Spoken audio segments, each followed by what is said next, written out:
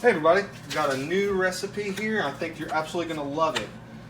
It is ground beef Philly cheesesteak. Now traditionally Philly cheesesteak would be made out of thin sliced ribeye, but as you all know, the price of ribeye is absolutely ridiculous. I was at a store the other day, and when it's not on sale, it's $15.99 a pound. That is absolutely ridiculous.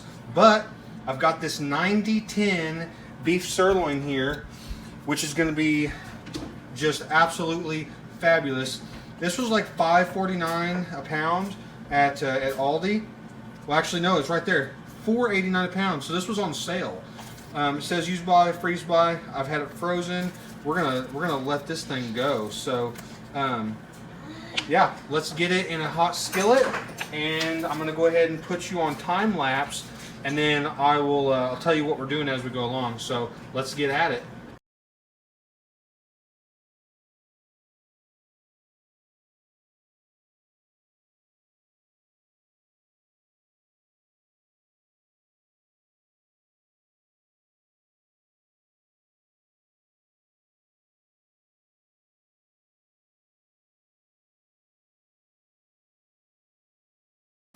Alright, now that we've got the ground beef cooked, we're going to add the equivalent of about 1 onion and 1 pepper, or I'm going to say 3/4 of a bag. We're going to make it a full bag of frozen pepper and onion mixture. Now we're just going to want to cook that down.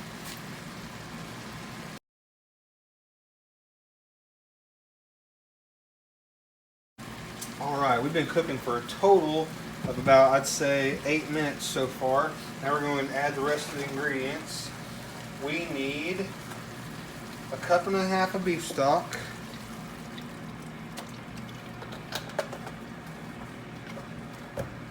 a 1/2 teaspoon of pepper,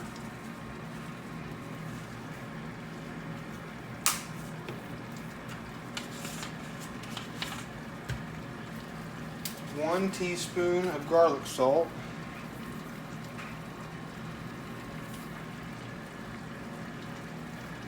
I like to go a little heavier on the garlic salt myself, and then a 1/2 cup of A1 steak sauce, and we have the off-brand here.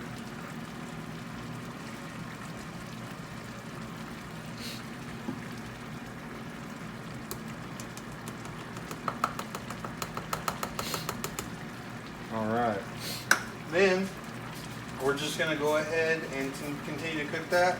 It doesn't call for salt, but I'm going to go ahead and hit it with a little bit of salt. We use pink Himalayan salt. That's our salt of choice at this household.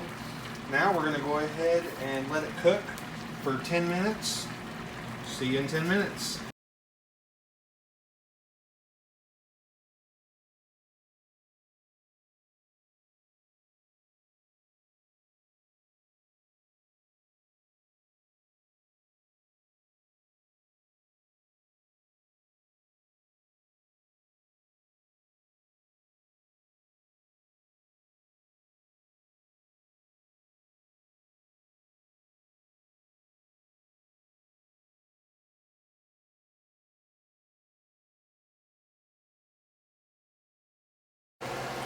Well, we're almost there. As you can see, things are starting to thicken up. We've got 2 minutes left on that 10-minute timer. So we're going to go back into time lapse and let it continue to cook down. But it's sure looking tasty.